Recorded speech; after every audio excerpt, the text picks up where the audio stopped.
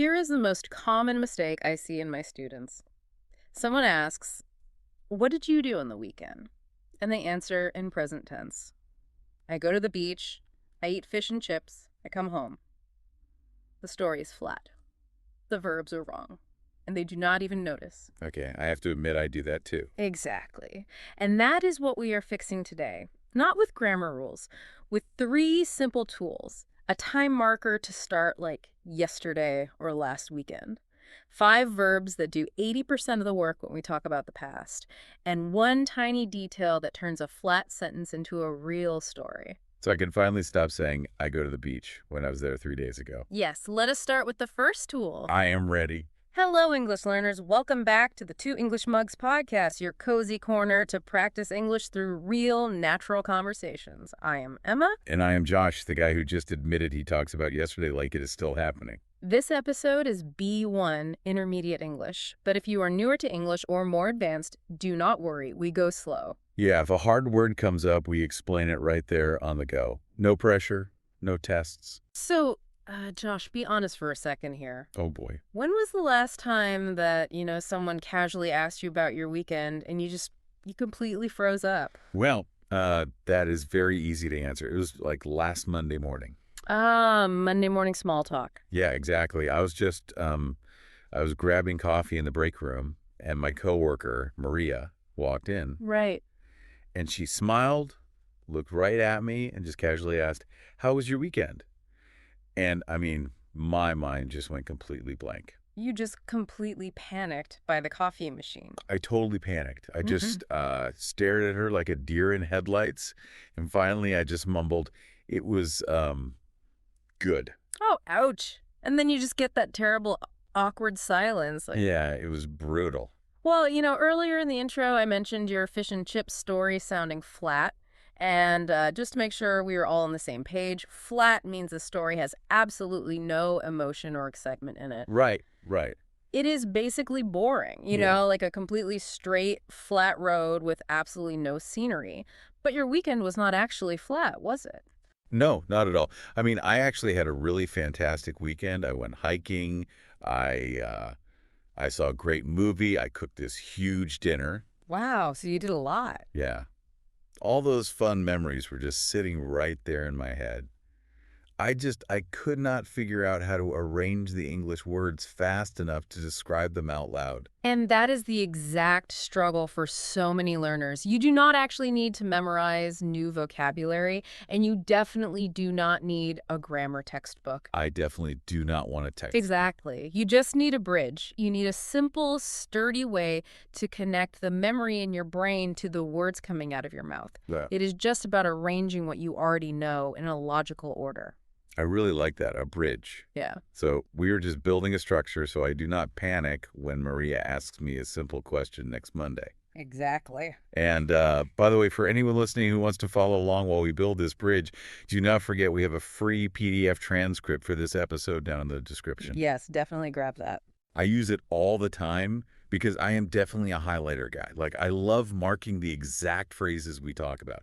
By the end, my notes look like a complete rainbow.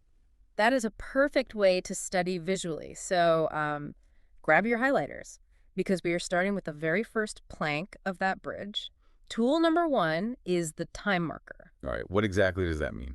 Well, a time marker tells when something happened, like yesterday or last weekend. It is just a short phrase that instantly puts a date or like a timestamp on your sentence. Okay. So instead of panicking and starting with the present tense, like I go to the beach, you force yourself to start with, yesterday I went to the beach. Oh, I see what is happening there. Yeah. It is like a switch. If I say a time marker first, it automatically flips my brain from the present tense into the past tense. Yes, that's a great way to look at it. A switch is something that changes a state from one thing to another, like flipping a light switch on the wall from dark to bright. Right. So when you say yesterday out loud, your ear hears it and the switch flips. Your brain sets the scene in the past before you even reach the action word. I am already feeling a little less stressed about my grammar, to be honest. It just takes the pressure off, It really does. I need all the pressure off I can get. Let me test this switch concept. Go for it. If I start my sentence with an hour ago, Hmm. then naturally my brain wants to finish it with past tense, like an hour ago I was eating a sandwich. Yes. Wow, you were right. I did not even have to think about the grammar rules for that. It just happened. Exactly. You didn't stop to conjugate anything in your head. The golden rule here is simply to say the time marker first, and just trust that the past tense will follow naturally. Trust the process. Right. Your ear has heard so much English over the years. Your ear is actually much better at grammar than your memory is when you are stressed out. That makes total sense. Hmm. Like if I try to say, last weekend I go to the beach, my ear physically rejects it. It Mm. just sounds wrong. Because it is. You just have to trust your ear. Drop the time marker at the very front of the sentence and let your natural instincts take over. It is pretty cool when you realize your brain already knows what to do if you just give it the right push. That is the whole goal here. Less thinking, more speaking. Yeah. I like it. Okay, so the time marker gets me into the past tense, but I still need the actual action words to tell Maria what I did right. Yeah. That is usually where I get all tangled up. Well, that brings us to tool number 2, our 5 power verbs. Power verbs. Yeah. When we make small talk about the past, we do not use hundreds of different verbs. Just 5 specific verbs do about 80% of the heavy lifting in everyday conversation. Wow, really? Just 5. Those verbs are go, do, say, see, and get. Just those 5. That is a huge relief. Yeah. But since we are talking about the past, we have to change them, right? Because they are irregular verbs. Yes, exactly. And just for anyone wondering, an irregular verb changes its whole form in the past. They do not just add ed at the end like regular words do. Spot on. So go becomes went. Do becomes did. Say becomes said. See becomes saw. And get becomes got. Okay, I have a confession to make here. Oh, let's hear it. The word say, turning into said, constantly trips me up. Like, I know the rule, but when I am talking fast, I accidentally say things like, I say him yesterday. Oh, that is completely normal, honestly. To fix it, you just combine tool 1 and tool 2. Okay, how? You force the time marker to sit right next to the power verb. The time marker acts like a magnet, pulling the correct irregular verb out of your memory. I am writing those 5 down right now. Go, do, say, see, get. Keep them somewhere visible, maybe on a sticky note near your desk at work. It is total normal to stumble there, though, right? Absolutely. Good to know. I am not the only one. Let me practice linking them right now. Try it out. Yesterday, I saw Maria. Last weekend, I went to the park. This morning, I got coffee. Wow, it actually feels really smooth when you connect them like that. See how natural that sounds? You aren't stumbling or hesitating at all. You know, it is funny. I have known the words went, did, said, saw, and got for years. Like, I learned them back in grade school. Right. But I never once thought to group them together as a specific team of 5. And that is exactly why people freeze up. Traditional classes teach you a massive alphabetical list of irregular verbs. All those awful charts. Exactly, the charts. But out in the real world, you do not need the whole list to survive Monday morning small talk. You just need this core team of 5. Once you master this group, your fluency just shoots up. I feel like I just found a cheat code for English small talk. It is like finding a cheat code. A cheat code for Monday mornings. Absolutely. All right, so I have the time marker switch, and I have my core team of 5 verbs. The grammar is solid, but I feel like something is still missing. What do you mean? Like yesterday, I went to the park is correct, but it is still pretty boring. Yes, it is grammatically perfect, but it is a flat story. That is why we need tool number 3. One tiny detail. A detail. Yes. A detail is a small fact or specific piece of information that makes a story feel real and human. It is the secret ingredient. How much of a difference does one tiny detail really make? Let me show you. Compare these 2 sentences. Sentence A. I went to the supermarket yesterday. Okay, standard. Sentence B. I went to the supermarket yesterday and bought the ugliest pumpkin I have ever seen in my life. Oh, wow. Okay, sentence B is instantly better. Now I want to know why the pumpkin was so ugly. I can actually picture it in my head. Exactly. That one small detail changes it from a robotic status update into a real, engaging conversation. You do not need a long, complicated story. You just need one tiny, specific observation to paint a picture. Let me try upgrading a sentence then. Let's hear it. Instead of just saying, I had dinner with my friend last night, I could add a detail and say, I had dinner with my friend last night and she accidentally spilled red wine all over my crisp white shirt. Oh, perfect. Now I am completely hooked. I mean, I feel bad for your shirt, but the story is super engaging. It just changes the whole vibe, right? It really does. I can actually see the pumpkin and the spilled wine. That ugly pumpkin is going to stick in your memory forever now. I am definitely never looking at pumpkins the same way again. All right, I want to put this entire system to the ultimate test. Okay, let's do it. I'm going to tell you a real story from my weekend, and I'm going to try to use all three tools seamlessly. Go for it. Let's hear the story. Okay. Last Sunday, I went to the local park. I saw a tiny dog chasing its own tail for 5 solid minutes. I got a video of it on my phone. I didn't say anything to the owner. I just stood there and watched. That is fantastic. Let's look at what you just did there. You started with last Sunday, a clear time marker. Yep. You used went, saw, got, and say are power verbs. And the detail about the dog chasing its tail for 5 minutes, it painted a hilarious picture. You used the whole formula without hesitating once. I wasn't even stressing about the grammar. I was just focused on telling you about the funny dog. Because the tools did the heavy lifting for you. Now, I want to turn to you, the listener. It is your turn to practice. Yeah, try it out.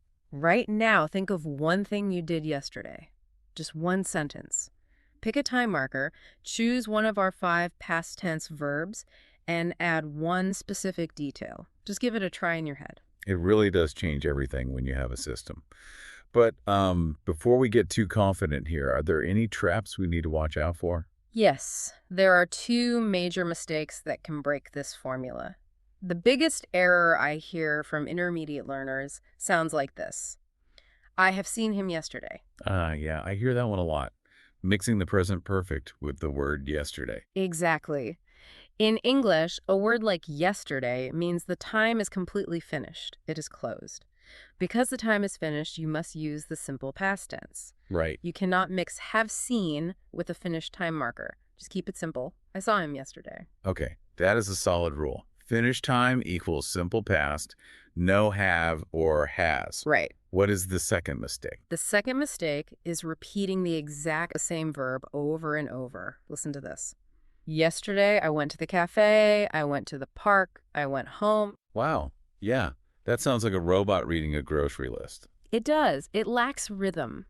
Changing your verbs gives a story rhythm, which is the natural flow and beat of how the words sound together. Oh, rhythm. Yeah, think of it like different instruments in a band.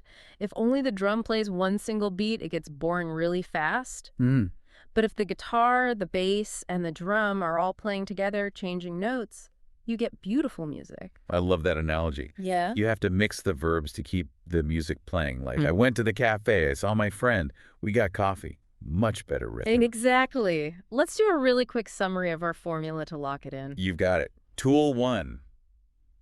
Start with a time marker like yesterday to flip the switch in your brain. Right. Tool 2. Lean on the 5 power verbs went, did, said, saw, got.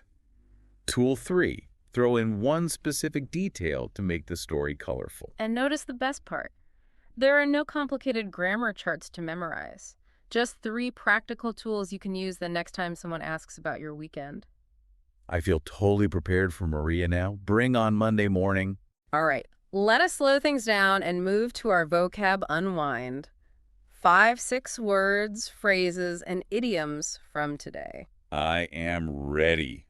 My neon highlighter is uncapped and ready to go. Our first word is flat. We talked about a flat story having no emotion. What is a good way to picture that? I think of my original I go to the beach, I eat fish and chips story. That was completely flat. But if I change it to, I went to the beach and a massive seagull stole my chips right out of my hand, suddenly it is not flat at all. It has action. That is a great visual. I can see the seagull now. This is terrifying. Our second phrase is time marker. A time marker simply marks the time an event happened. Right, like dropping a pin on a calendar. Words like yesterday, last night, or an hour ago. They mark the exact moment we are talking about so the listener isn't confused. Spot on. Our third word is switch. A switch changes something from one state to another state. Like a light switch, turning a dark room bright. Or, in our case, the time marker is the switch that automatically flips my brain from present tense into past tense. Exactly. Next up is detail. A detail is a small piece of information that makes a story real. The detail is the flavor. Saying I went to the supermarket is a fact, but I bought the ugliest pumpkin I have ever seen has a detail. It gives the listener something interesting to picture. Yes, it brings the story to life. And our final word is rhythm. Rhythm is the natural flow and beat of a story. So just repeating I went kills the rhythm. But mixing our power verbs, I went, I saw, I got, creates a natural rhythm, just like different instruments playing a song together. You have got it perfectly. This whole system really shifts how I look at small talk. If this episode helped you realize that you already have the tools you need, send it to a friend who always says, I go, when they really mean I went. We all know someone who needs that bridge. Absolutely. And remember to grab that free PDF transcript down below. Also, please drop a like and subscribe to the channel. It really helps grow our family here. While you are at it, drop a comment below. Give us one detail from your weekend. Yes. Tell us about the ugly pumpkins or the chip-stealing seagulls in your life. And join us next week for a great follow-up. We're going to show you how to talk about your full weekend naturally.